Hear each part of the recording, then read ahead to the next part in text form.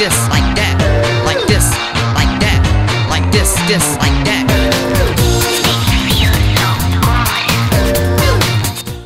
Eh bien, bonjour tout le monde, on se retrouve pour une toute nouvelle vidéo sur Park Studios. Et oui, ça fait longtemps qu'on s'était pas retrouvé sur Park Studios. Même la dernière fois qu'on s'était retrouvé, c'était littéralement pour vous présenter le jeu. C'est vrai que j'en parle beaucoup quand même sur mon compte Instagram, surtout qu'il y a eu beaucoup de changements vis-à-vis de ce jeu. On va aller droit au but, hein, j'ai envie de dire. Le jeu est à l'arrêt en termes de développement. Il faut savoir que pour tout un tas de raisons, que ce soit pour la sortie de Planet Coaster 2, que ce soit pour des raisons financières, Park Studios est mis à l'arrêt. Alors ça veut pas dire que le jeu est complètement abandonné. C'est là où je vais réellement mettre ma nuance. Il faut savoir que le jeu Park Studios n'est plus la priorité première, va-t-on dire, du développeur qui a dû abandonner le développement du jeu. Il faut savoir que le planning de développement n'est pas complètement suspendu. Il est juste reporté à échéance très lointaine. Considérez, j'ai envie de dire, que Park Studios est en abandon en termes de développement. Et si jamais il y a des updates, si jamais il y a des mises à jour qui se produisent, je ne manquerai pas tout du moins de vous les présenter ici même. Mais le rythme de développement tout du moins sera beaucoup plus réduit que ce qu'il n'était auparavant. Aujourd'hui, on est là pour présenter la 0.2, la seconde version de Park Studios.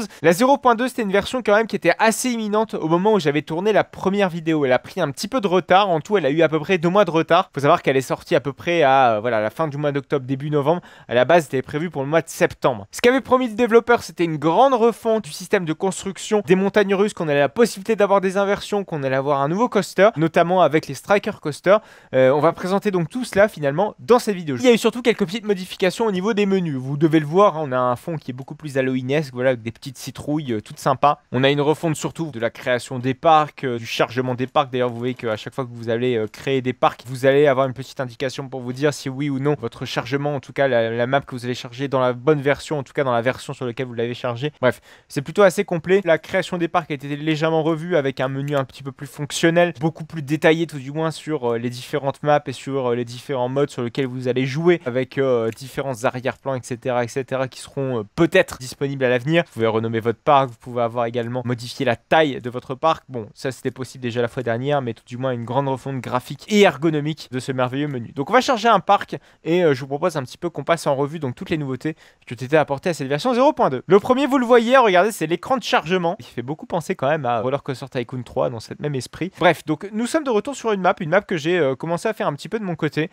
avec pas mal d'éléments thématiques, on va pas se le cacher. Alors je vais essayer de me mettre en fly view. Oh là, il y a mon track qui est un petit peu bugué. Bon, il y a eu plusieurs améliorations, plusieurs optimisations sur le jeu. Le jeu est quand même beaucoup moins lourd qu'avant. Bon, notez que là j'ai chargé d'anciennes saves, donc c'est un petit peu normal qu'il y ait des choses qui déconnent là, notamment au niveau des supports. C'est un peu normal, hein. Là on est sur une version 0.1, en tout cas une map qui a été conçue en 0.1. Là il y a eu quelques petits changements entre deux, voilà, donc il peut y avoir effectivement des petits bugs si jamais vous chargez les anciennes maps, mais grosso merdo le jeu a été optimisé, que ce soit en termes de performance, donc des plus petits PC vont pouvoir tout du moins y jouer. Il y a également la taille du jeu qui a été considérablement réduite. Auparavant elle était environ à 50 Go, elle a été vraiment bien réduite. Donc ça c'est d'un point de vue purement performance. Pour ce qui est des fonctionnalités, ça se passe surtout au niveau des coasters, on va pas se le cacher. Donc déjà en termes de la construction des coasters, regardez, déjà on a un tout nouveau type de coaster, il est juste ici. Ce sont les Striker Coaster de chez McRide. Regardez, donc on a un rail quand même relativement large pour pouvoir accueillir ces merveilleux petits trains. On va essayer d'en poser un de train. On va aller donc dans Station qui est juste ici. Boum. Et normalement, lorsqu'on ajoute un petit train, on va pouvoir voir comment ça se passe. Regardez, on a les trains de ces merveilleux Striker Coaster qui ont quand même de la gueule, on va pas se le cacher. Donc les Striker Coaster, c'est comme ce qu'on retrouve notamment sur Voltron Nevera Europa Park. On peut retrouver également sur le Striker de Fantasiana qui va ouvrir l'année prochaine. Les trains classiques, on retrouve les petits néons, les petites lumières là qu'on peut retrouver de part et d'autre. Sur Voltron Nevera, voilà, bon, les trains, je pense que vous les connaissez, on les a suffisamment poncés quand on a été faire Voltron Europa Park, mais je pense que vous avez compris l'idée. Donc ici, ça s'appelle Comet Coaster. Comet Coaster, donc, qui a les mêmes caractéristiques que les trains de Voltron. Notez qu'il y a eu quand même pas mal de petits changements au niveau de la construction des coasters. Je pense que c'est clairement même l'une des plus grandes avancées. C'est vrai qu'on s'est beaucoup s'était plaint de la construction relativement laborieuse des coasters. Là, c'est quand même infiniment plus simple. C'est vrai que ces histoires de tangentes que je vous avais expliqué la dernière fois, désormais, c'est automatisé. Vous pouvez d'ailleurs toujours modifier les tangentes, mais maintenant quand vous allez rajouter un morceau, vous n'allez pas être emmerdé. Pour ce qui est des inversions, vous allez pouvoir faire des inversions quand même relativement simplement, contrairement à la dernière fois, c'était quand même compliqué. Donc regardez, vous allez dans rotation. Par contre, ouais, désolé, là je suis en train de sortir des menus tous les 36 du mois. Donc regardez, on va créer une inversion simplement en ajoutant des nodes, en modifiant les positions des différentes nodes. Là par contre, il faudrait que je modifie clairement mes controls parce que je suis en train de faire de la merde. Hop, on va ajouter un petit node juste ici. Et vous voyez que là j'ai fait une inversion simplement et c'est quand même relativement bien fait. Par contre, ce qui pose souci effectivement, ce sont les supports qui ont quand même encore pas mal de bugs. On va pas se le cacher, même les flanges sont pas tout à fait adaptés. Ah, quoique c'est vrai que les supports Macride sont quand même relativement fins. Donc on va placer un petit booster un petit peu pour vous illustrer l'idée. Regardez ici en allant dans Transport, on va pouvoir mettre des, alors non pas des roues de friction, on va mettre des launch, voilà, qui sont juste ici. C'est merveilleux, petite launch. Et normalement, quand on le met en mode test, on va pouvoir voir un petit peu ces launch mis en activité. Et voilà, c'est parfait. Et regardez, on a bien les quadruples bandes LSM de chez Macride, voilà, pour pouvoir propulser leur train de manière beaucoup plus puissante. Donc des bandes LSM qui permettent donc à nos merveilleux petits trains d'être propulsés. D'ailleurs, vous voyez, la gueule des trains est quand même vachement stylée, hein. Je vais me permettre tout de même de mettre le jeu en pause et de vous montrer un petit peu ce que ça donne là de plus près. On va même mettre la météo en sunny. Ouais, non mais regardez-moi ces harnais. Regardez-moi ce Zero Car. Oh, c'est magnifique quand même, hein. Ah, c'est clairement magnifique. Le Striker Coaster est quand même un chouette ajout. On va pas se le cacher parce que c'est surtout un ajout qu'on ne retrouve pas dans d'autres jeux de parc d'attractions. D'ailleurs, il y a des options de personnalisation qui sont assez complètes. Vraiment très appréciables, notamment au niveau des trains, ni plus ni moins sur la colorimétrie, etc. etc. Mais il n'y a pas que ça. C'est vrai que le créateur nous avait promis la dernière fois d'avoir notamment des tables tournantes, différents éléments qui permettent à nos véhicules, voilà, d'avoir des éléments finalement spéciaux. Alors, il n'y a pas tout. Alors, il n'y a pas les tables de transfert, ni les switch tracks. Par contre, on a typiquement voilà, les tilt tracks, donc ça c'est très intéressant, vous pouvez modifier l'entièreté de la séquence, donc par exemple attendre, tilter, lancer le train, le replacer sur reset, vous avez également des tempos, c'est-à-dire que regardez ici, vous pouvez le tilt, et derrière vous pouvez mettre donc sa vitesse de tilt, ensuite vous pouvez dire combien de temps il va attendre, etc. etc. Enfin bref, c'est extrêmement complet, donc ça c'est le séquenceur, et là c'est le track en lui-même, et là vous pouvez littéralement lui dire exactement tout ce que vous lui souhaitez faire. Bon là par contre j'ai rajouté encore un switch track, chose que je ne voulais absolument pas faire, donc on va delete ce node. Putain, c'est extrêmement compliqué à supprimer les nodes, décidément. Il n'y a pas que les tilt tracks, on a également les trick tracks. Donc ça, c'est comme sur les Ouija's à Fantasyland, c'est-à-dire que vous pouvez décaler légèrement votre train voilà, sur un côté. En fait, au lieu de tilter en avant, en fait, vous tiltez sur le côté. C'est pas un tilt, c'est un pan de mémoire, si je ne dis pas de conneries. C'est à confirmer pour ce qui est du terme. Je vais juste tester, voir un petit peu ce que ça donne. Si on peut mettre l'attraction en test et voir en action, j'ai envie de dire, notre coaster. Je pense qu'on va tester plutôt avec le jump track, oui, parce que vous avez la possibilité également de faire le jump track, donc comme sur Voltron. D'ailleurs, vous pouvez également faire un elevator, enfin bref, c'est assez complet. On va mettre une séquence qui permet donc de monter notre train. On va le faire monter, voilà, le faire monter à combien de kilomètres par heure? Ouais, 10 mètres, ça me paraît un peu énorme. On va le mettre plutôt à 5 et on va tester un petit peu le tout. On va voir un petit peu ce que ça donne. Ce bordel. Hop, on va le mettre en test. Alors regardez, ah bah déjà si je shoot pas mon train, ça va forcément pas le faire. On va devoir refermer, le mettre avec un train. Je crois qu'il y a un petit souci de bloc malheureusement. Il va falloir que je change tout ça. Déjà si je mets pas la station, ça risque de pas forcément le faire. Donc on revient à la base, on met un train. Oh là! Est-ce que je suis en play? Il faut peut-être le mettre en play quand même le jeu, parce que sinon je vais être emmerdé. Ah voilà, non, c'est moi qui raconte des conneries. Voilà, et regardez là, normalement, voilà, ça fait l'elevator. Donc vous pouvez vraiment tout modifier, c'est assez complet. Notez d'ailleurs que vous avez la possibilité de visualiser l'ensemble des blocs via un outil très particulier, enfin en tout cas très pratique. Regardez, vous allez dans Visual Block, et là ici vous pouvez absolument tout voir concernant vos blocs. Alors visiblement là j'ai qu'une seule zone bloc, c'est une block station. C'est vrai que dans Planet Coaster et dans n'importe quel autre jeu, dans RCT, dans No Limits 2, globalement la gestion des blocs c'est assez opaque et on n'a pas la possibilité de voir vraiment comment le coaster est segmenté en termes de blocs. Là c'est vraiment très transparent, on a vraiment les noms des différents blocs, etc. Je trouve que là c'est relativement complet et on a la possibilité de voir de manière très précise comment le train va se comporter vis-à-vis de tel bloc, etc. Si vous aimez bien la gestion justement de ces blocs et optimiser la capacité, c'est une très belle option et le fait tout de même les voir c'est tout de même assez sympa. On a même la possibilité lors de la construction d'activer ou non la hotline. D'ailleurs, on va se mettre en mode construction. Il est où le mode construction? Où qu'il est? Là, ça s'est rajouté encore un train. Oh, décidément, j'arrête pas de faire des conneries. Hop. Et d'ailleurs, il y a beaucoup plus d'options de personnalisation. Ce qui a été en termes d'intensité, c'est vrai que c'était assez bugué la dernière fois. Tout était automatiquement à 10G. Là, maintenant, voilà, tout est beaucoup plus raisonnable. On peut modifier une vitesse cible qui est quand même beaucoup plus précise.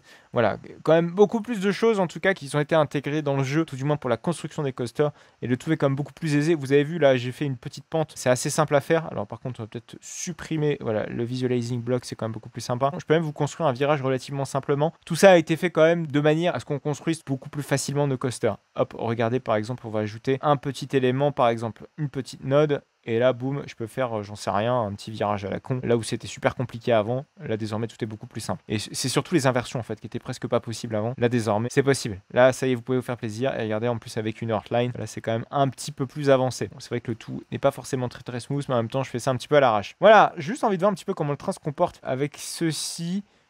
Ouais, forcément c'est de la merde parce que oui, forcément la transition c'est de la merde, mais vous voyez que le truc est quand même beaucoup plus sympa. Regardez, j'ai construit un layout à côté. Comme mon layout a été chargé dans une version assez ancienne, mon train est un petit peu buggé. Je vais essayer de supprimer un train et je vais vous montrer un petit peu ce que ça donne. Ouais, mais je crois que les boosters ont été complètement niqués avec le changement de version. Aïe aïe aïe aïe aïe aïe aïe. Ah regardez, il est là notre train. Ah merde, putain, les supports aussi ont été complètement bousillés. Le train est beaucoup trop rapide. D'ailleurs, la physique du jeu a également été un peu modifiée. Donc, ce qui peut expliquer aussi l'accroissement de vitesse, ou du moins de notre train. Et on a vraiment l'impression qu'il trace et qu'il mange le layout. Ouais. Et qu'il doit freiner sans doute beaucoup trop fort parce qu'il doit sans doute y avoir beaucoup trop de force de freinage. Voilà, regardez, on est à 10 G, voilà, ce qui n'est pas censé être normal. Voilà. Le tout, c'est de rebaisser et de modifier. Donc, si vous avez construit un coaster dans l'ancienne version, faites attention à bien modifier les paramètres pour éviter que le tout soit pas trop irréaliste. Du moins, faites une save backup qui peut vous permettre aussi également de récupérer votre ancien coaster que vous avez fait, par exemple. Pour ce qui est des sceneries, pas grand chose d'ajout, si ce n'est les petits pumpkins, voilà, les fameuses pumpkins que je vous disais dans l'écran titre. Voilà, ça a été implémenté ici. Après, rien de bien de plus, tout du moins à ce niveau-ci. Après, il y a autre chose qui a été fait, c'est notamment l'ajout de la flotte. Désormais, vous pouvez mettre de la flotte un petit peu partout, créer des petites rivières. On va créer une petite rivière ensemble, regardez, c'est relativement simple, il n'y a rien de bien compliqué. C'est le même outil que les allées finalement. Regardez là, je suis en train de créer ma rivière. Et là, boum, on a de la flotte, vous voyez, c'est quand même relativement simple. Il n'y a rien de bien compliqué, relativement simplement. En changeant même la vitesse de la rivière, ça va vous dire à quel point c'est assez précis, regardez. On peut même modifier vraiment le tout de manière assez simple. Tiens, ça aurait été tellement bien de voir des water rides avec ce principe-là. Même principe également que les coasters, on peut modifier la tangente, donc changer le dénivelé. Par contre, c'est un petit peu con d'avoir un courant qui est par là, qui est montant. C'est étrange. C'est assez complet pour le coup. Alors, c'est vrai que du coup, construit comme ça fait un petit peu étrange, on va pas se le cacher. En fait, il faut combiner un petit peu tous les outils. Regardez, par exemple, ici, on a notre outil de personnalisation, de terraforming, etc., etc. Et en fait, voilà, il faut réellement incrémenter notre eau seulement après coup. Voilà, je vous conseille plus de terraformer d'abord, localiser à peu près où vous voulez mettre votre flotte, et là derrière vous pouvez mettre votre flotte, et la flotte est quand même relativement réaliste. D'ailleurs, vous pouvez modifier également la texture de la flotte en double-cliquant dessus, bien évidemment. Et là, par exemple, ici, vous pouvez modifier la couleur de la flotte. Voilà, si jamais elle ne vous convient pas, vous avez la possibilité de le changer. C'est toujours sympa de le faire. Voilà, c'est vrai que en fonction de la saison, en fonction du terrain qu'il y a aux abords de la rivière, vous n'avez jamais la même couleur. Voilà, donc c'est plutôt sympa. Vous avez également des textures prédéfinies. Par exemple, ici, avec l'eau qui est plus polluée que d'autres. Par exemple, ici, boum. Ouf, putain, c'est dégueulasse. Vous avez même une texture, voilà, océan. Mais bref, il y a plein de petites choses que vous pouvez faire avec ces rivières. C'est un très bel outil qui peut permettre de faire des très belles personnalisations. Voilà, bah écoutez, je pense qu'on a fait le tour des nouveautés. C'est vrai que les nouveautés sont très incrémentées dans le jeu finalement pour l'avenir du jeu. Bon, même si je pense que vous l'avez remarqué, l'avenir du jeu n'a jamais été aussi incertain, j'ai envie de dire. Par contre, une chose est sûre, c'est que vous avez acheté le jeu, vous l'avez à vie. N'hésitez pas à aller voir sur Steam si jamais ça vous intéresse. C'est-à-dire que toutes les fonctionnalités que vous avez là, ils sont acquis. Voilà, si vous aimez le jeu tel qu'il est, si vous voyez des perspectives à y jouer, c'est garanti que, voilà, que vous avez accès au jeu avec le tarif. Voilà, le jeu ne part pas complètement.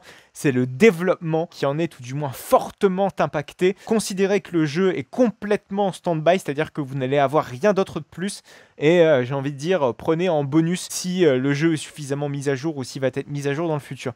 J'espère donc vous retrouver pour une prochaine vidéo sur Park Studio pour peut-être vous reparler de la 0.3 qui est censée surtout implémenter les visiteurs et implémenter également de nouveaux coasters, de nouvelles choses. J'espère en tout cas de reprendre l'antenne et vous en reparler de cette 0.3. C'est vrai que ce jeu, j'y ai mis beaucoup d'espoir là-dedans. Pas à tort, hein, puisque la base du jeu tout de même est assez prometteur dès de base. Mais j'y jouerai très certainement de manière personnelle et pas en vidéo parce que je n'ai pas suffisamment, tout du moins, de fonctionnalités pour réellement faire du contenu comme je peux le faire dans Planet Coaster 2, malgré que le jeu ait lui aussi ses défauts. Alors je ne dis pas non plus que Park Studio est un jeu pas fini. Par définition, une alpha, c'est vraiment les balbutiements du jeu. Minecraft a été disponible en alpha, en bêta, etc. Voilà, avec très peu de fonctionnalités. On a réussi quand même à s'amuser avec. Là, c'est un petit peu la même idée, hein. C'est juste que le jeu, voilà, faut le prendre comme une alpha et qu'il restera indéfiniment une alpha. Et si vous aimez le jeu, c'est bien. Si vous ne l'aimez pas, tant pis. Voilà, je suis assez triste quand même de vous annoncer tout ça. Si jamais le jeu vous intéresse quand même et que vous souhaitez un petit peu y mettre les pieds, vous avez la possibilité donc de l'acheter sur Steam. Il est toujours disponible, hein. D'ailleurs, petite précision, si vous avez acheté le jeu aujourd'hui ou si vous avez acheté le jeu par le passé, les mises à jour sont incluses, hein. C'est-à-dire que si le jeu sera mis à jour,